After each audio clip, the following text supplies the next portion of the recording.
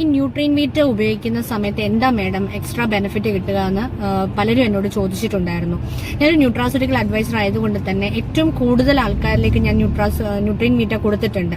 Nutrine മീറ്റയുടെ ഒരു benefit എന്താണെന്ന് വെച്ച് കഴിഞ്ഞാൽ നമ്മൾ ഉപയോഗിക്കുന്ന സമയത്ത് നമ്മുടെ ബോഡിയിൽ സെൽ ഡാമേജ്, ഫ്രീ റാഡിക്കൽസ് മൂലം സെൽ ഡാമേജുകൾ ഇപ്പൊ ഈ സംസാരിക്കുന്ന എന്റെ ബോഡിയിലും ഇപ്പോഴും നടക്കുന്നുണ്ട്.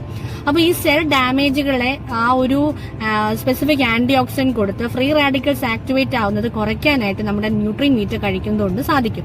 അപ്പൊ നിങ്ങൾക്ക് സിമ്പിളായിട്ട് മനസ്സിലാക്കാന്ന് പറഞ്ഞാല് കോശ നശീകരണം ഉണ്ടാവാതെയും അവയവത്തിന്റെ പ്രവർത്തനം കൃത്യമായി നടക്കാൻ വേണ്ടിയിട്ടും ഒപ്പം പാർക്കിൻസൺസ്, അൾസിമേഴ്സ്, അതേപോലെ തന്നെ നമ്മുടെ തേയ്മാനത്തിന്റെ ഇഷ്യൂസ് ഉള്ളവർക്ക്, അതേപോലെ തന്നെ ഓർമ്മക്കുറവിന്റെ ഇഷ്യൂസ് ഉള്ളവർക്ക്, ഗ്രോത്ത് ഉണ്ടാവുന്നില്ല, ബോഡി ഗ്രോത്ത്, മസിൽസ് ഗ്രോത്ത് വരാത്തവർക്ക്, അതേപോലെ തന്നെ പോഷകക്കുറവുള്ളവർക്ക്, അത് ഗർഭവതിയായിട്ടുള്ള അമ്മമാർക്ക് ഇപ്പം ബ്രസ്റ്റ് ഫീഡിംഗ് ഇല്ല, മിൽക്കില്ല, അതിന് വേണ്ടിയിട്ട് അങ്ങനെ നിരവധി അനവധി റിസൾട്ട്സ് തരുന്ന ഒന്നാണ് ആയുർ ന്യൂട്രീൻ മീറ്റ് എന്ന് പറയുന്നത്. അത് ഒരാൾക്ക് പോലും നമുക്ക് ഒഴിവാക്കാൻ പറ്റില്ല.